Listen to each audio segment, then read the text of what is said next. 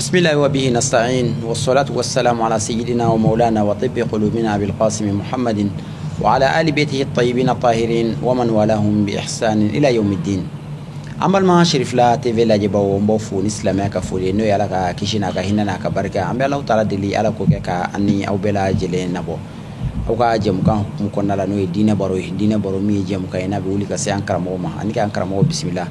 bi ambe anga gardi kan konnala tum krobu ka keni anga finitigu ka dun kangarne no 20 janvier amado e domba e jamana konnala domi no kangarne no anga finitigu ka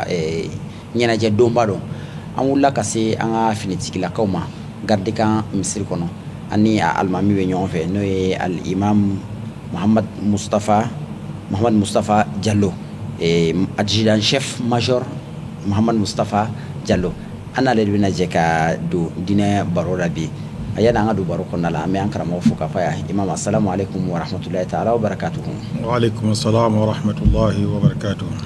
Ajenyo ni abaraka nyon be anofe munu fana e finite gela kawi munu fana e almamiwe odoye adjudant mama nyentawo ni ale génie militaire almami flanae ale kerefe sergent chef Abdul Karim Traoré, allez sapeur pompier almami ani anga imam Modibo Keita allez police national imami ani ulu de benaje ulu na lemi fara anka mbara konnala imam foli kelen kofe ki wala mana am bismillah ka misri bayin konnala anga nyingale folo ni ko finitigi be baski de kofo finitigi mana yoro be baski de kofo ame dine be fana no islamia dine karamo ba fanyana ko islamai basigi dine ina fa to gare ba fatume yala dalu memola alhamdulillah alhamdulillah alladhi yabtali ibadahu bil hasanat was sayyiat la'allahum yarji'un nahmadu ala kulli halin ma kanat wa na'udhu bihi min hali ahli an-nar wa ashhadu an la ilaha illa Allah wahdahu la sharika lahu wa ashhadu anna muhammadan abduhu wa rasuluhu wa ala alihi wa ashabihi wa sallim tasliman kaseeran ma ba'd fattaqullaha ayyuhan nas فإنها الأمن عند الخوف والنجاة عند الهلاك بها يشرف المرء أمبلاتنا سبحانه وتعالى على من بيعا جون لا جربي إني هيركوي أبو لا جربي نتوركوي قال جناس ربسي قتالي الله سبحانه وتعالى أمبلاتنا سبحانه وتعالى لا هلا بلا جلنا أمبتنا نيالا في كابو تسمى دونغو لا هلا kasira ka fala ni kire je nyon tala misaka muhammad alaga jondo ga chidendo otte menen ko fa ngasira la ni bona adamadi ala nya siraya wode bina hakili sigi dama siraya wati ala nya siraya wode bina kishi da amma halaki wati ala nya siraya de basro wode bato nambe korotan soro ala nya siraya balaya wode bato nambe doya masoro Allah subhanahu wa ta'ala yemma fulo ni ma laba muminu ya anwi ayambela jelim bla sirani femi yewode kanga sira Allah subhanahu wa ta'ala ni ala ba fa fattaqullaha ya ulil albab la'allakum tuflihun ay sirane ala ni hakili dungo no okera abe kuna jasoro ibadallah femi ye sila madina yi ina fi ganyi ngali bara tukumina inna al-islam dinul amni was salam pe dine do kishi dine do dine imbetla ka an wele kata tuguni fana ba sigide ma hakili sigide ma femi mbo yira anna waye jumayi haqiqatul din al-islami huwa as-salam يقول الله تبارك وتعالى يا أيها الذين آمنوا ادخلوا في السلم كافة ولا تتبعوا خطوات الشيطان إنه لكم عدو مبين نيام اسلام الدين حقيقه يرى لا ودي كيشي ديناي ودي حقلي سيغي ديناي ودي باسيغي ديناي على بان فاني سبحانه القران كونو اكو يا امنوا لمنرا اي دو كيشي كونو او دافالي او كنا دوكا دون اي دو كونو او دافالي كيشي كونو نعم سلمي من فرايا هو الاسلام وبسلام يا دايرا kishi min fora yan yorola ya amul limanara ay do kishi kono aw dafalen o kishi be islamiyya deira ala tlaka faytu nu ka kana tugu shaytané ga bara ko shaytané aw jugo min ga jugo abangelindo o temene fana ko fetu min bayira na halbi ka fo ko islamiyya ye kishi dina ye ختم الله الصلاة التي هي أكبر أركان الإسلام بعد شهادتين بالسلام. الله أكبر. نعم. نيا silamaya ga josen duru lajɛ ka ta ka lajɛ n'a bɔra ka seereya ka fɔ ala ye kelen mahamadu ka ciden ye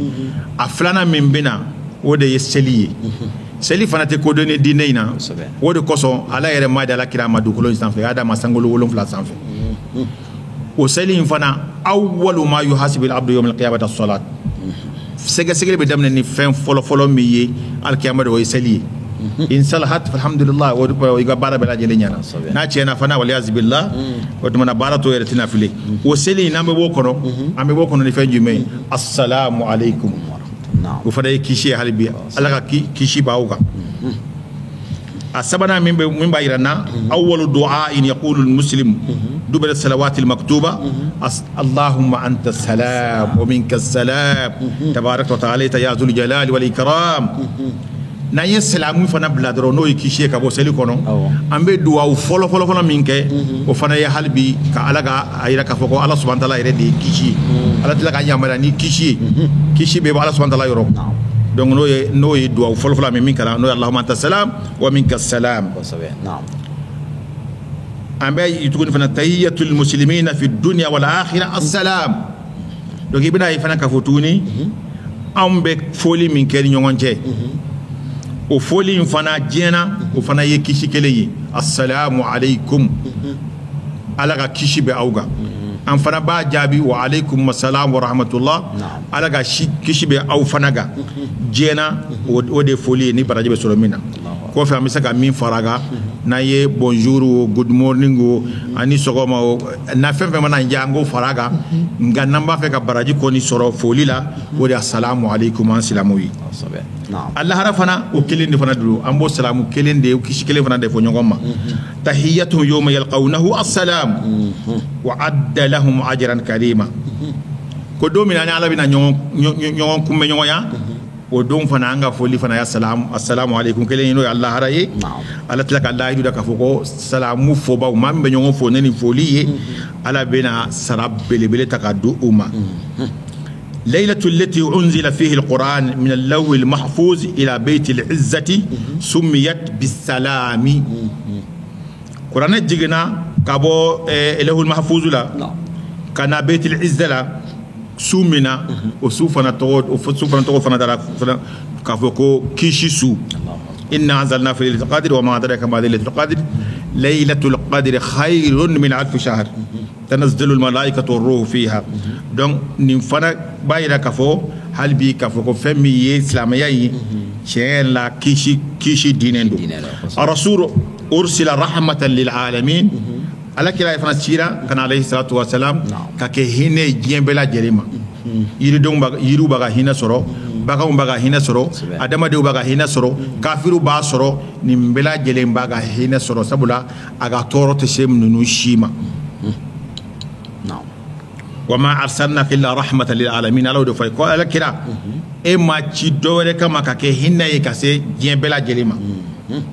إقامة العدل بدون التفريق بين الناس في اللون والدين والمكانة والمجموعات دينا يفننا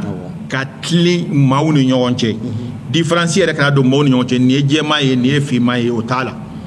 nin bɛ nin diinɛ in na nin tɛ nin diinɛ in na o fana n'a ka hakɛ don nin bɛ nin jɔyɔrɔ in na nin bɛ nin jamakulu in na différence foyi kana don maaw ni ɲɔgɔn cɛ inna akramakum inda allahi atqakum la alfarqu bayna al-a'rabi ala al-a'jami illa bittaqwa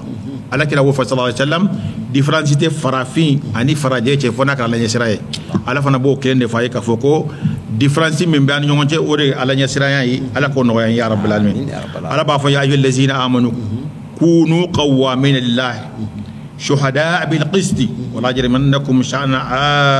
شنان قوم على أن لا تعدلوا اعدلوا هو أقرب التقوى واتقوا الله إن الله خبير بما تعملون على بافين سبحانه القرآن يكونوا أكو يعمل لمن لا أيو جو علي كوتلي أو كتلك السيريا فنانتلي نياي aw kana sɔn maa wɛrɛ ka juguya maa wɛrɛ ka ko kontan kɛ o ka aw fana bila ka aw bali ka tile ako fe min tilenyan ide o de ka sura la nyen siranya la ay tlaka ala tlaka futuni wattaqullah ay sira la nyen ala ba kalama aw mina fɛn fɛn min kɛ aw mina min kɛ aw y'a kɛ ala b'a bɛɛ lajɛlen kalama fɛn min b'a yira na hali bi ka ɲininkali in kɔnɔna na k'a fɔ ko silamɛ ye kisi diinɛ don c'est vraiment une religion de paix hurriyatu diyanati min al-islam silamɛya ye hɔrɔnya di bɛɛ lajɛlen ma diinɛ o diinɛ min ka di i ka don a kɔnɔ la ikraha fi din karabali tɛ diinɛ in na قد تبين الرشد من الغي tiɲɛ yirala tiɲɛ bangelen kɔfɛ galon bangelen kɔfɛ o tumana bɛɛ ka i jija ni min mana i ja i k'o ta nka ala ko subahanahu wa taala ni maa min banna ka tugu filangafu kɔ ka limaniya ni ala subahanahu wa taala ye maa min kafira jo ma ka limaniya ala subahanahu wa taala ma o de ye ala ka juruba minɛ juruba min tɛ tigɛ o de kisira o de tila ka kɛ juruba minɛba ye ala ka juruba min tɛ tigɛ wallahu samiun alim ala ye masa ye meli masa do kodɔn masa do imam ni dalilu ninnu bɛɛ b'a yira k'a fɔ ko silamɛya ko basigi diinɛ de don an ka ɲininkali filanan ni n'a ta bɛɛ lajɛlen k'a fɔ ni dalilu ninnu bɛɛ lajɛlen yiralen kɔfɛ k'a fɔ ko silamɛya ko basigi diinɛ de don munna silamɛya ye jihadi sariya nin fana ye ɲininkaliba ye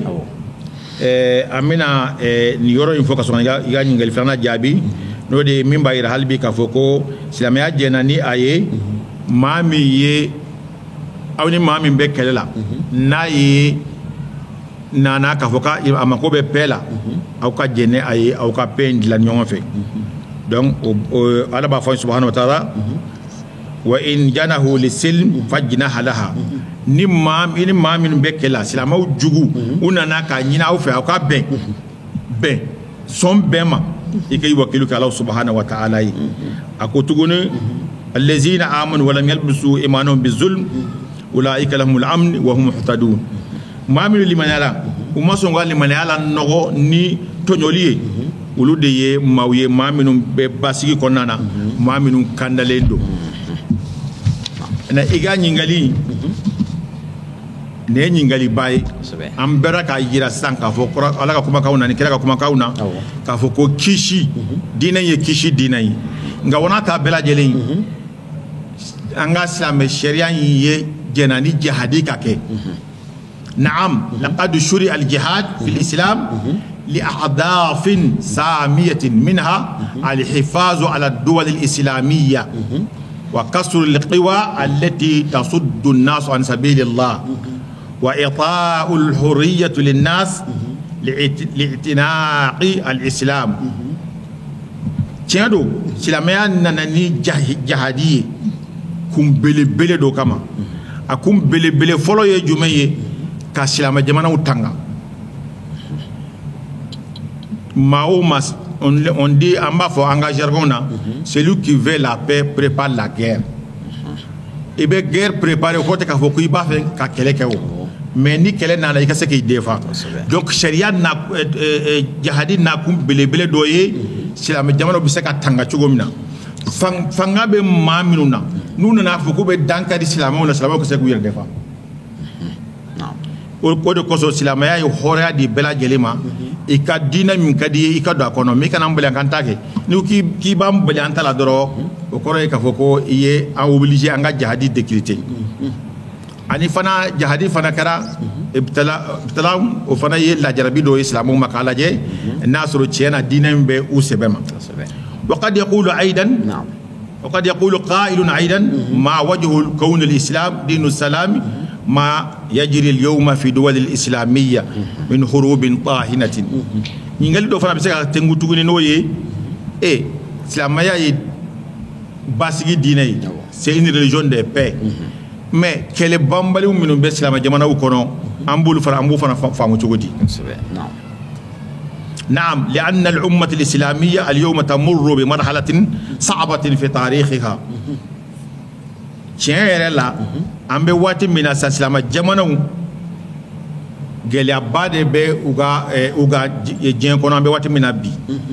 la halak geleman ba de be no uga histoire la ambe wati bina bi nga o ya ala yere ga tabolo doye ka ke mawga dunya yawmun laka wa yawmun alayka jiya be ni ta tuwo ni la don do kadi do kago donc do minun kago ambo o wati de konnana jiya be surtout silame jamana o yere tiene la obeti ala ba fa subhanahu wa ta'ala am hasibtum an tadkhulu janna ولما يأتيكم مثل الذين خلوا من قبلكم مستهم البعصاء والضراء وزلزلوا حتى يقول الرسول والذين آمنوا معه متى نصر الله ألا إن نصر الله قريب يلا أو باب بسكيوا أكادا وي على كودول جينا كونو تيوا أيه ما تمنو لا جربي تشوغو منا ني توروي ني فارغولو توروي ني حكيلي توروي o toro su bela jelen dara uga fo u yere fo u yu kanto ala kira yere yi kanto ani maw min farla ala kira ga limani ala gulu fana yu kanto ne ko ala ga lafiya bina donjime ala ga deme bina amma donjime tellement que toro barka bonyana ala kira yere alayhi salatu wassalam ani ma min limana ka fara ala kira ga ulu be nyingali ke yala ala ga deme bina donjime o to man an fana ba fe o anga ka dol jena kono tey ka soro ola jara bi jona do man soro wa donc akundo ye oye ala ye ula assurance duma ka fo ala subhanahu wa ta'ala ga deme aka sorula wa ma zalika fa innana la nay'asu min rawhillahi ma dama annahu qad wa'adana bin nasri wa tamkin fil ard wana ta bela jeri antan jigiti ala subhanahu wa ta'ala surtout que ala kelen ka lahidu da maka fo ko ala subhanahu wa ta'ala deme ama jambile ala subhanahu wa ta'ala bitala ni basige dugukolo yin sanfɛ wal qad katabna fi zabur min ba'd zikr anna al arda yarisuha ibadi as-salihun ala ko kale ya sebe zaburu kono ka kombinye ka fo dugukolo min fuleni ala ka ma nyoma de bina dugukolo ncienta o fana ye fɛn ye min bɛ hakili sigi d'a ma min bɛ basigi d'a ma ka fɔ gɛlɛyabaw min bɛ silamɛ jamanaw kɔnɔ kɛlɛ banbaliw min bɛ silamɛ jamanaw kɔnɔ hakili sigi ni basigi b'o bɛɛ lajɛlen kɔfɛ inna ma'al usri yusran fa inna ma'al usri yusra falnaqum bi asbab an-nasr ma'ashara al-muslimin yuhaqqiqu Allahu lana al-wa'da nga sababu minnu bɛ no ba to amala subhanahu wa ta'ala ga deme soro ango sababu fana la magade no kera ala ga lahidu o be cetigi anga o be ke ciye anye anga tlaka dine yimine an sebela no o kera hakili sigi ni basigi amma ko be mina ambo soro jena ambe logo soro allah ra e ka ala kuma kan la men tilka darul akhiratu naj'aluha lil ladzina لا يريدون غلوا في الأرض ولا فسادا والعاقبة للمتقين الله حرام من بك كوفوني دي الله حرام من بك فوانيني دي مود بي الله حرام يسرو ما منو ما دانت مي دوكلو يسانفه ما من ما تشينلي كي دوكلو يسانفه لا بونكو نيوما او بي على نيسران باودي يرو دو او فلا كو دي مو بو فواتي بلا جلي على كهيرة كان يجينا على كهيرة كان لا هرا ربنا آتنا في الدنيا حسنة وفي الآخرة تقولي أنت فاشي هيرة كتاك عندك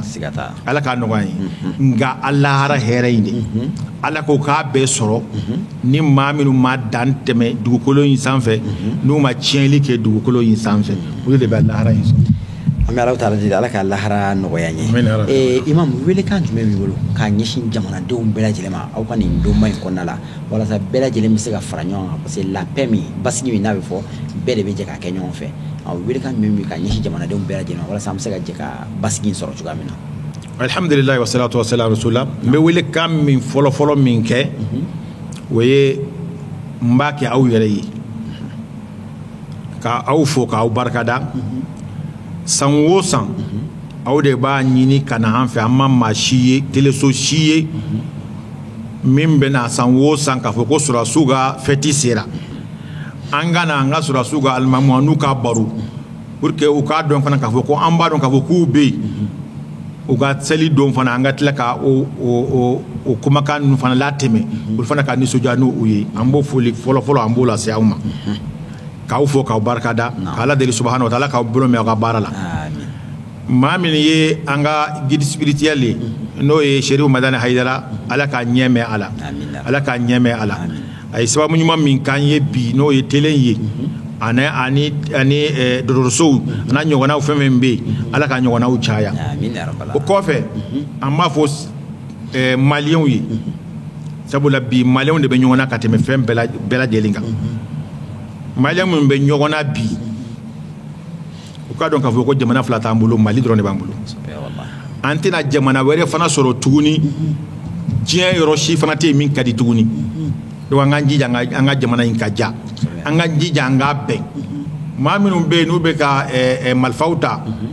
silamɛya tɔgɔ la u k'a dɔn fana k'a fɔ ko u bɛ ka silamɛw de fa dɛ Ala dun y'a fɔ an ye subahanahu wa taala maa o maa tugura ka mumini dɔ faga mutaamidan fajazahu binnar maa o maa y'i tugu ka silamɛ ɲɔgɔn dɔ faga ko sara wɛrɛ t'i bolo jahanama kɔnɔ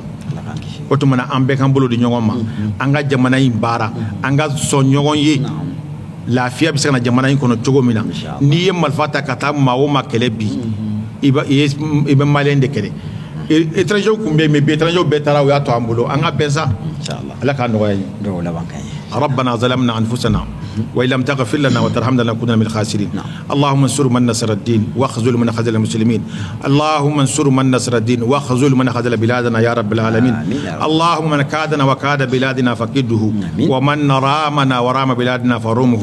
ومن حسدنا وحسد بلادنا فاحسده يا رب العالمين واخر دعوانا عن الحمد لله رب العالمين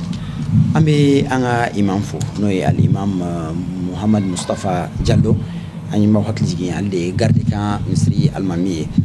anga wele jabilila ani ajenyo munu nana kana fara anka nimbara en konala islamia mi ni ambe akonala baski dinere do dalu chama yirala ana an karamo ka dalu konala woni mami ala kira kan nyama yarata sallallahu alaihi wasallam so aka nyama beke ka baski de labe ka baski de nyini nga jihadi nana instauré islamia konala yere nyini de do al islamia te wuli kata bimbo aka nga alati islamia fuwari fana fe al mu'minu al qawi ahabbu ila allah min al mu'min al da'if islamia min ni seba ya bse ka yere defa wori kadi alay kata islamia fuwari ka islamia te fuwari dine nga ni mami ko kamina bin islamia ka abe wajibi islamia ka aka yere nyini o wati anya islamia jamano chama konala gelew be islamia jamano chama konala bi o gelan belajele ankara almami ka nyefoli konala la jarabilu de do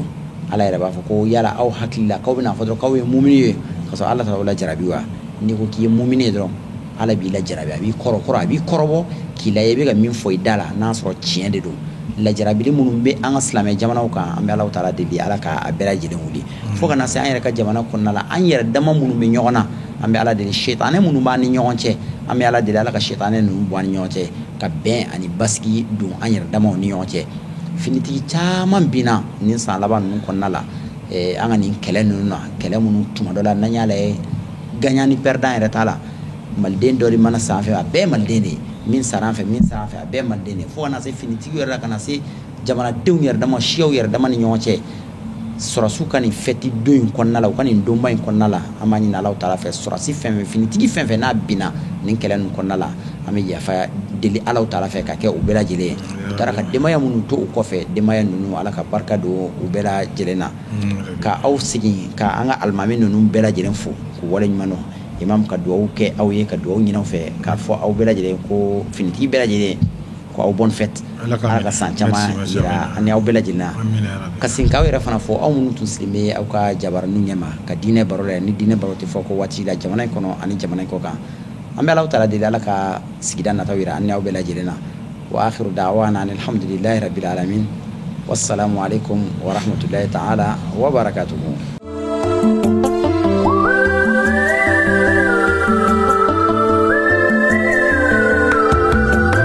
haramun alali ayami ijadu misili ainu